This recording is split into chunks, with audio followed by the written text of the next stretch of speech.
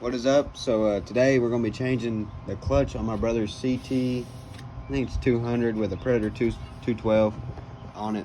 And what's wrong with this clutch is it kind of grenaded itself. So what's happening is well, one, it's spinning on the shaft. As you can see, these teeth right here broke and causing it to not go. It's got all wiggle room. I'm pretty sure the weights fell out and the spring exploded. So at the end of this video, when I get it swapped out, we're going to be taking this clutch apart and kind of see what's going on. But we got the new clutch here. I need to take it out of the package first to see if it's even the same as the style, because if it is, I can just leave the spacer on. If not, then we'll have to take the dreadful hour to remove it.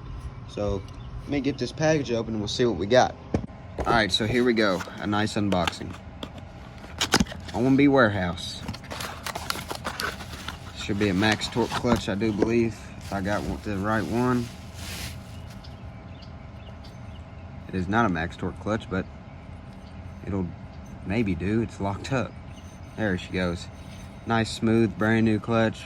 41 chain, 12 tooth, 12 or 10, I can't remember. 3/4.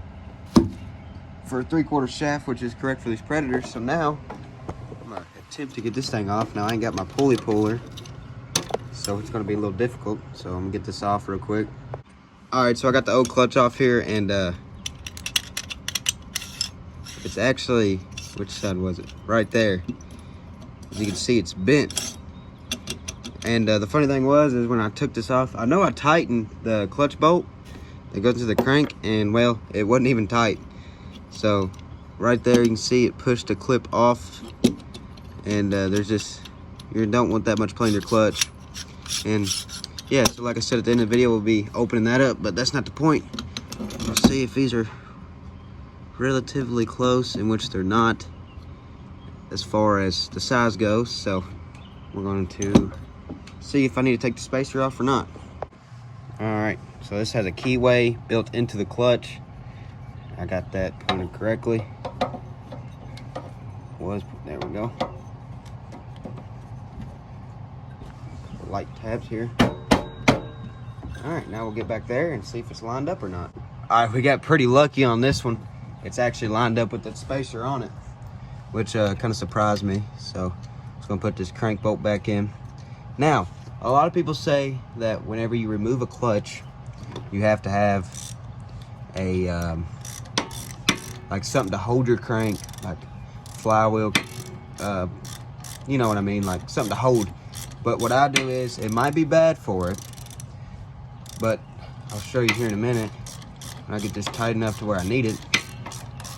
All right, go right over here, and as you can see, this is already off. I had to seal it for the Mega Moto. But what I do is I take a screwdriver, stick it into there, and with one hand on the screwdriver and another on the ratchet, I just tighten it, like so. You hold it, right, and tighten it.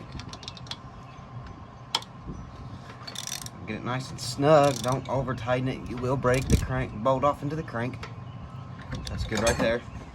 And then just like that, you have a clutch on, which I have a how to put a clutch on video. A couple videos back actually. It's real simple. It takes like 5 minutes, as long as your clutch is not stuck onto the why is this not spinning? I didn't oil the clutch up, which usually I don't, and I ain't got a problem with it, but I guess we'll start this one up and see what's going on. But I have a how-to video on how to put on a clutch on a Predator. Very simple. Like I said, it takes a couple of minutes. Where are you not turning? Alright, so what I usually like to do is I like to, you know, put them on there like this, but for some reason, I got the same tooth clutch, and I don't know, it's being odd. So in this case, I know that the chain is, you know, the right length. So what I'm gonna do is I'm gonna take it off the bottom, bring it around here. Don't bring it around where the bolts are there. Just bring it around here. You can set it up here to hold it, and then of course put your link on. Always, if I can find it, there we go. Always have the closed part facing this way, I do think. If it's not this way, then it's the other way. But I don't think you want the, you get the gist, like this. So it can be tedious sometimes. Some people use a screwdriver. I use needle nose. That's what suits me. Sometimes. Bam, it's on. So now what I'm gonna do is I'm gonna put the chain on. Maybe before it had a 12 on it, or a 10, and now I put a 12. So I might have to loosen this, but for now, what I'm gonna do is I'm gonna get up and I'm gonna roll it back some and see if it, you know, go on there.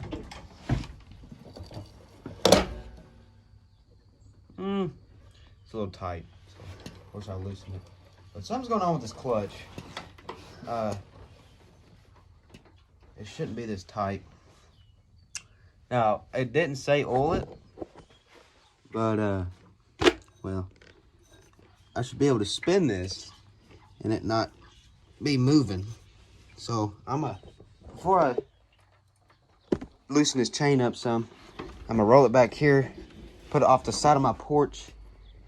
And first I gotta put gas in it because I forgot I drained it all. Put gas in it. I'm gonna roll it off the side of my porch to where the chain or wheel ain't hitting, because I feel like it's just gonna woof forward. So let me do that real quick. All right, so I kind of forgot that I took the pull cover off this for my Mega Moto. So for easy sakes, I'm gonna hit it with a drill. So I got the choke on, and we're gonna hit it real quick.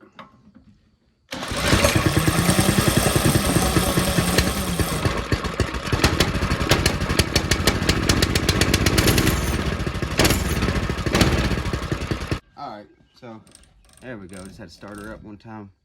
I still need to adjust that chain, but I'm not going to do this in today's video. So now we get to the good part of breaking this puppy open, which really all you need is a pair of split ring pliers. So I'm going to get them and we're going to open this thing up. All right, so I kind of forgot that the spring and stuff fell out my snap ring pliers and never put them back. But it'll be fine because, well, this thing's almost already out. So put them down in there like so. This thing is already like halfway removed for me. It's part of getting it in there. I'm removing this thing like I'm gonna reuse it. Alright, so if you're reusing your clip, don't use this. But I'm not reusing it, so it'll be fine. Alrighty, the snap ring is off. Now we get to assess the damage. So that's not the part it was rotating on. This is. And wow, look at them weights in there. All just in there. They're just chilling like a villain. So what happened is he was going and he had a buddy on the back with him on that bike. And what happened was it stopped going, and I believe that the clutch got way too hot, and then basically did some welding to it on its own, friction. Look at there, it just fell out.